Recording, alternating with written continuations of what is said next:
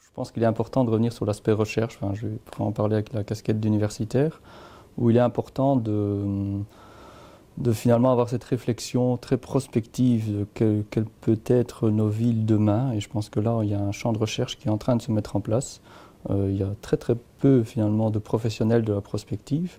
Alors la prospective, ce n'est pas une vision à très très long terme qui serait de l'utopie, c'est vraiment une réflexion dans les 5 à 10 ans, comment peut se dessiner l'aménagement de notre territoire et comment surtout il va s'organiser au niveau de l'ensemble de la population qui va surtout y vivre. Donc je pense que vraiment dans cet aspect recherche, il y a une réelle opportunité pour les universitaires, mais notamment le travail de collaboration et d'échange et de dialogue pour innover finalement, qui est important pour les différents labos de recherche. Et je pense qu'on est au démarrage de projets de développement entre les différents acteurs pour finalement construire mieux demain. Avant même de parler de prospective, il est important de bien connaître son territoire. Et donc finalement, le plus important, c'est quelle sera la commande demain, donc quelle sera la demande aussi de la population, avant même d'identifier les scénarios. Je pense qu'il faut démarrer de là. Et bien souvent, on ne connaît pas toujours toutes les opportunités de notre territoire. Et donc, cette connaissance du territoire et l'ensemble des informations que l'on peut récolter avec tous ces acteurs sont des opportunités pour faire émerger des projets demain. Et donc, je pense que ce questionnement et un bon projet, c'est avant tout une bonne question. Et donc se poser les bonnes questions et les grands enjeux qui sont très spécifiques à l'identité de notre territoire, c'est, on va dire, je pourrais appeler la clé pour en tout cas pouvoir avoir des projets futurs et avant même de faire de la prospective. Je pense qu'on a besoin d'expérimenter beaucoup de choses.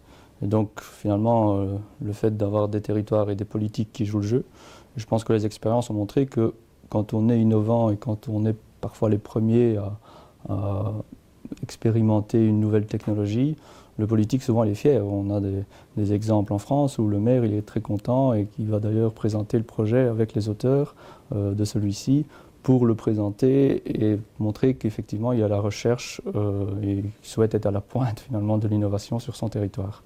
Donc là je pense qu'il y a un jeu en termes d'acteurs à mettre en place. Un bon projet, techniquement il doit forcément être bon, mais je pense que les politiques ont compris qu'il doit surtout être partagé par un maximum de la population. Donc finalement, le tissu socio-culturel est important, mais le mandat du politique n'est pas le mandat du projet, enfin la temporalité du projet.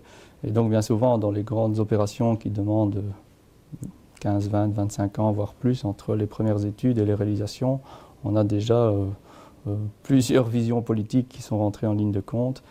Et je pense que là, c'est une des difficultés majeures dans les grandes opérations. De manière générale, c'est un métier qui évolue très très vite au niveau de l'architecture.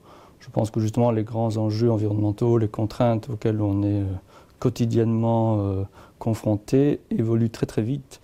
Ce qui fait que c'est un métier passionnant, parce qu'on apprend tous les jours. Mais le plus important, c'est de se mettre finalement être au courant finalement des nouvelles technologies, des nouveaux produits qui sortent. Et je pense que c'est là aussi la clé de la réussite, c'est de pouvoir connaître l'évolution des nouveaux matériaux qui sont en train de se mettre en place.